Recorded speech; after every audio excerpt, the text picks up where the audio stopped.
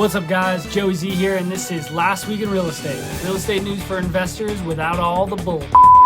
The number of loans in active forbearance plans dropped for the 7th straight week by only 1,000 this week, but still 7 straight weeks of improvement. That's good stuff. Now the number of outstanding plans is down 296,000, an 11.4% month-over-month reduction.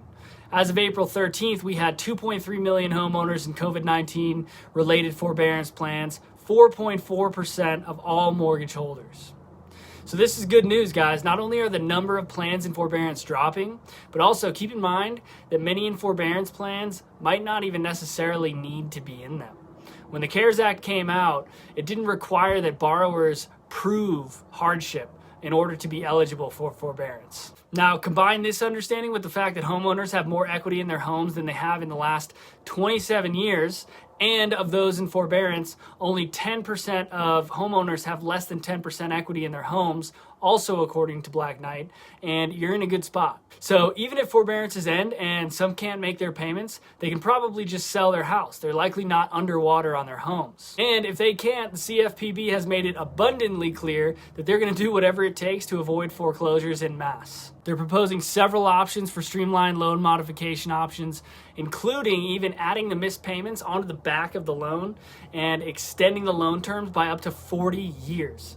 That's a pretty good deal. Hell, I might apply for forbearance. Now, that last piece hasn't been finalized yet, but for those of you guys that are waiting for this coming flood of foreclosure inventory to the market, which is a lot of you, according to a CNBC article that reported that the Google search question, "When is the housing market going to crash?" had spiked 2,450% over the last month. You guys might be waiting for a while. Now let's talk about delinquencies. So CoreLogic's report on loan performance for the month of January was released, and it showed that the national delinquency rate had posted its 5th consecutive month of decline in January, retreating to the lowest level since the start of the pandemic. In fact, both early state delinquencies of 30 to 59 days and adverse delinquencies of 60 to 89 days past due are lower than they were in January 2020 prior to the pandemic. Still, serious delinquencies are up 2.6% from January of last year, but they're continuing to decline from their August 2020 peak. And this is likely to decline further with strong job growth. Speaking of jobs, let's talk about jobs. According to the Wall Street Journal, jobless claims, which are a proxy for layoffs, fell to 576,000 last week from 769,000 a week earlier. That is the lowest weekly figure we've had since March 2020. Now, claims remain higher than the pre-pandemic levels of around 220,000, but economists expect that they're going to continue to drop as the recovery accelerates. Also, U.S. employers have added 916,000 jobs in March, and the jobless rate has edged down to 6% from 6.2% in February. Let's talk about mortgage rates. Rates are down to 3.18% for the 30-year fixed after spiking almost 0.5% in February and March, which caused a noticeable decline in mortgage purchase applications. And with the spring selling season coming up, this is definitely going to keep demand raging through the summer or as long as these lower rates persist, because everyone is expecting rates to only gradually increase from here. This recent decline was totally unexpected. Still, the decline in mortgage purchase applications was a sign, and a good sign, that people were starting to drop out of the market because of the lack of affordable homes for sale. And what that shows us is that we're not necessarily in the middle of rampant home price appreciation or speculation or some sort of housing bubble. Housing starts are up as well. Privately owned residential housing starts, including both single and multifamily, were 1,739,000 in March, up 19.4% from the February figure of 1,457,000. This represents a 15-year high. Building permits are also up 4.6% from February, according to Housing Wire.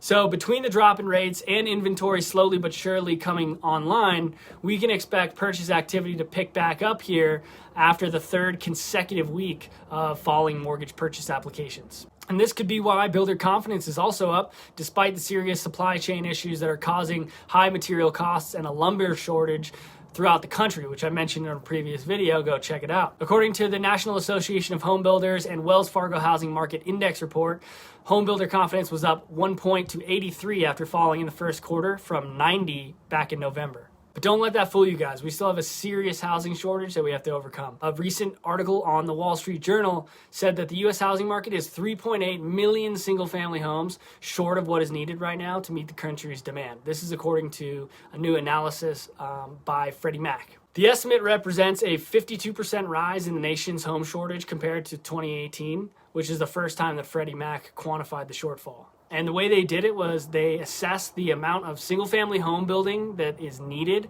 to match demand from household formation, second home purchases, and replacements of damaged or aging U.S. homes. And then they compare that to the current pace of construction.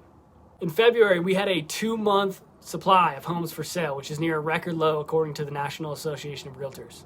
Now, largely because of this lack of supply, the national median home sale price hit a record high of $353,000 in March, which is up 17% from 2020 according to a new report from Redfin. Also, active listings, which are the count of all homes that were for sale at any time during the month, fell 29% year over year to their lowest level on record, and the 20th straight month of declines. Also, almost 2/3 of home offers that were written by Redfin agents faced bidding wars in March. The bidding wars are so intense that a record 46% of homes are selling within 1 week of hitting the market, which is up 30% from a year ago. Now, Freddie Mac says that the supply shortage poses an obstacle to U.S. economic growth by pushing housing prices up and by making it difficult for first-time home buyers to enter the market and to build wealth. Now, a lot of the folks in the investment community will argue that your home is not a good investment. Normally, maybe I might agree, but it sure seems that way over the last year or so, especially for people that are just getting started, new home buyers, new investors looking to get into the market. And I can show you the math on that. Let's say I'm a first-time home buyer. I find a house for $350,000 and I put 10% down, $35,000. A lot of first-time home buyer programs you can put down less than that, but we'll go with 10% for easy numbers. Let's say after I purchase that property, the following year the market appreciates and the property increases in value by 10%, just a 10% year-over-year increase, which is not a stretch by any means, as we've seen over the last year. Having only put 10% down, that 10% increase in value just doubled my money, a 100% return on investment. That's not a bad way to get started. That's not a bad way to start building wealth. And again, this is not a stretch. According to Black Knight, nearly 75% of the 100 largest U.S. housing markets saw annual home price growth of 10% or higher over the last year. Now, speaking of helping new homeowners get into the game, President Biden has long been talking about a proposed first-time home buyer tax credit.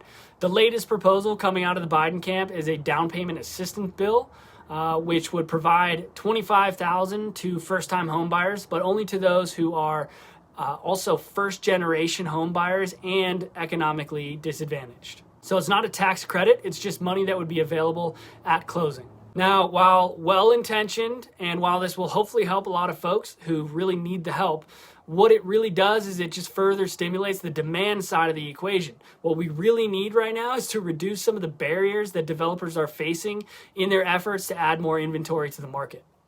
The government should really focus on liberalizing planning rules and reducing some of the red tape and barriers that are preventing developers from bringing new housing online in a timely fashion. And legislative proposals to do just that are in the works, but they're facing serious opposition in some places, case in point in California. According to another Wall Street Journal article, California legislators proposed more than a half dozen major bills last year to address the state's affordable housing crisis, which researchers say is one of the worst in the nation. Not a single one of those bills passed. Most either died or were withdrawn, according to people involved in the processes.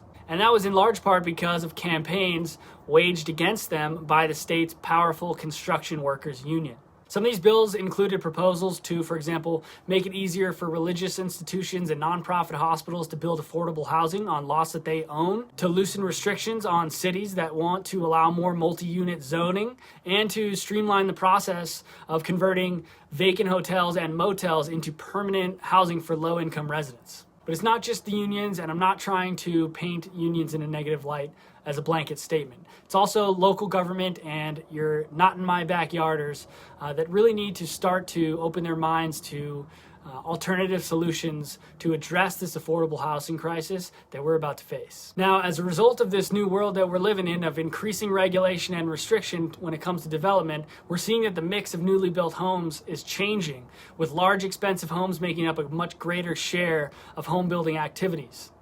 Builders built 65,000 homes smaller than 1,400 square feet in 2020, compared with more than 400,000 such homes annually in the late 1970s. This is according to Freddie Mac.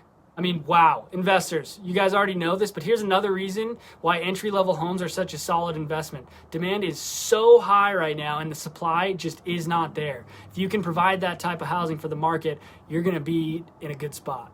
But at the end of the day, folks, overall, things are looking up all around the country and specifically in the real estate markets.